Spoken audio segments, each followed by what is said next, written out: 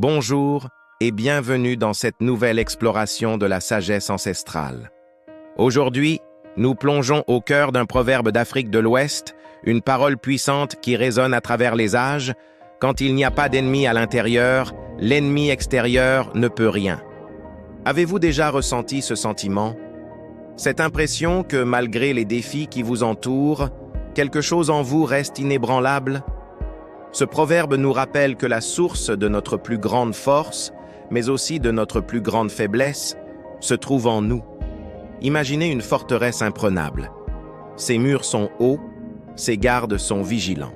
Mais si, à l'intérieur, la discorde, la trahison et la peur rongent ses habitants, les murs les plus épais ne serviront à rien. L'ennemi n'aura même pas besoin de forcer la porte. Elle lui sera ouverte de l'intérieur. C'est une vérité universelle. L'histoire nous l'a montré maintes et maintes fois.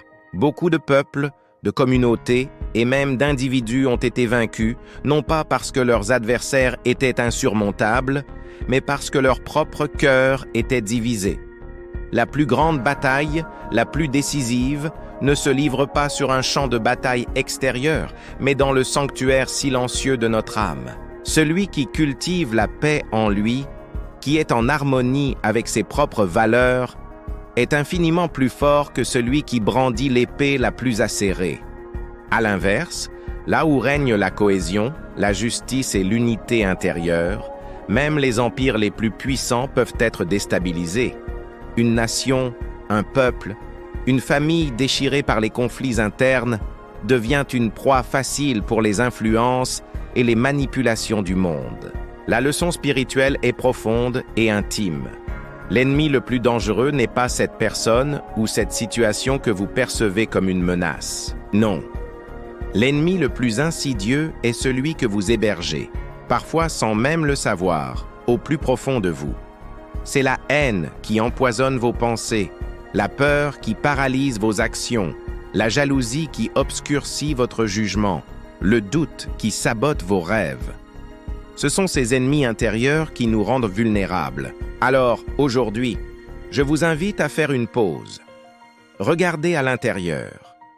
Quels sont les ennemis que vous laissez grandir dans le jardin de votre cœur? Prenez la décision consciente de les déraciner. Choisissez de cultiver la paix, la confiance et l'amour-propre. En guérissant votre monde intérieur, vous découvrirez avec étonnement que le monde extérieur commence à se transformer, non pas par magie, mais parce que vous l'aborderez avec une force nouvelle, une clarté et une sérénité invincibles. Merci d'avoir partagé ce moment de réflexion avec moi. Si ce message a résonné en vous, n'hésitez pas à aimer la vidéo et à la partager avec ceux qui pourraient en avoir besoin. Abonnez-vous pour ne manquer aucun de nos prochains voyages au cœur de la sagesse. Prenez soin de vous et de votre paix intérieure.